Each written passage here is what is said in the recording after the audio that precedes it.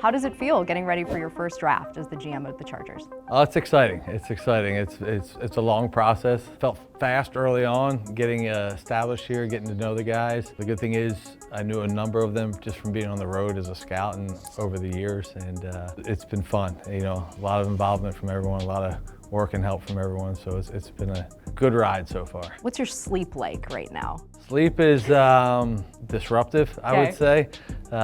You know, it depends on the night. Some nights I go to bed late. I got a deck set up at home, so when I get back to the house, I may watch a guy or two, and then you just wake up, your mind wakes you up, and you can't go back to sleep. And honestly, with my family still on the East Coast, at 5:30 is about the only chance I get to talk to my wife, and so up early anyway to talk to them. So obviously new to the Chargers, not new to the draft. The draft has so many different parts, whether it's evaluation, strategy, trades. What's your favorite part? I haven't found the part I don't enjoy yet. Probably good. Yeah, that's a good thing. Probably the one you're currently in. You know, evaluation parts is a lot of fun, but the process of meetings, getting the scouts in there, when the coaches come in, and you hear the way the coaches see a player fitting, and you hear the scouts talk about the players, you see the passion that a scout may have for a player, a coach has for a player, and you see that come out in the room, and you kind of get excited about it, you know, and this is a player we want to take, you know, so let's get him in the right spot.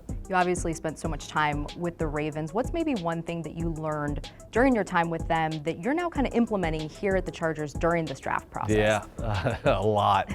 You don't realize how much you've learned until you're actually sitting in the chair. And Ozzie taught me so much as a mentor, and then Eric, you know, 25 drafts sitting next to him, really just being right next to him the whole process, how he stacks the players. You just don't even realize you learned it until you do it, and you're like, oh wow, you know, I knew how to do that. You know, I just may have never done it, you know. Jim Harbaugh, back in a draft room. Yeah. What has the collaboration process been like with him? It's been awesome. It's been awesome. Not from talking about players, talking about strategy, talking about philosophy. And, you know, it's funny because they could be like, you know, I see it this way, and we may not see it the same way, and we just kind of keep talking. And then all of a sudden I'm like, well, you know what, I see what you say, and I see what you say. You know, well, wait a minute, we can't both flip here. Right. You know, it's like, we gotta pick a side. Yeah. So, but no, it's been great. It's just the open dialogue and conversation that he's so willing to have, and listen and share his insight. It's great. It really helps me. Do you guys do mocks together? We haven't done any mocks yet. Okay. Mocks that's more of like a fun thing. We didn't do them in Baltimore, so I'm not, you know, hey, a big mock guy. We look at mocks from the media outlets and pay attention to those, but in terms of sitting down, mocking, it's just, you never know in the draft, so it's kind of maybe an exercise in futility, especially once you get later into the first round and into the second. What is your approach knowing that you guys are armed with 9 picks heading into the draft? Yeah, the goal is to really get depth, and we'll certainly fill some needs, really get depth everywhere across the board. And we're not going to be done after the 9 picks. We're not, you know, and we're going to attack undrafted free agency just like we attacked the draft. We've already stacked those boards.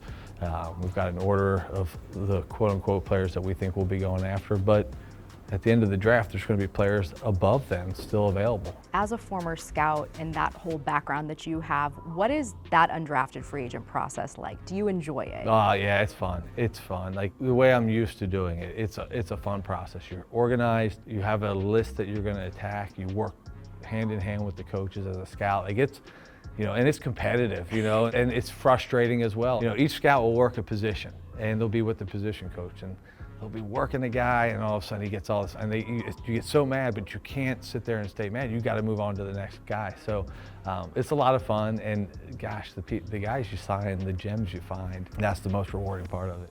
5th overall pick. Yeah. Not hyperbole to say it's highly coveted, whether it's you guys making the pick or someone else who might want the pick. Right. What are your impressions of it? I think it's a great position to be in. I really do. You know, we're going to get a great player if we sit there and pick. There's no doubt in my mind on that. And then if we move, we're going to get a great package and great value to move. So, you know, we don't want to be picking there again. I know that, but we're there, and so let's make the most of it. How do you view draft day trades in terms of value?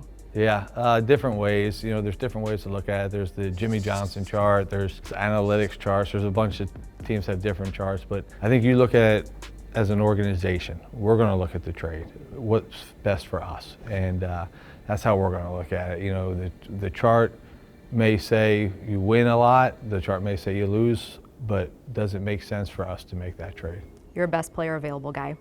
How does that approach influence how you guys draft? We stack the board, and if the player is the best player, and I think it's more your strategy. If you have a group of players that you like, and then you get a trade offer, okay, well, these guys are all similar. This is the best player. That's who we're taking. But you might be willing to trade away from that best player if the package is right. If not, you take the best player. And sometimes when you let need creep in, you force players up a little too high, and sometimes it works, sometimes it doesn't, and sometimes best player may not work, but I think if you stay true to best player, we'll get a lot more right than we get wrong. If you could pick one quality that each of these Chargers rookies is going to have, what would that be? I'd say competitiveness, love for the game. That's more than one, but we'll take it. I think they'll be wrapped up in qualities. I really do. I don't think it's competitiveness. Sure, you want competitors.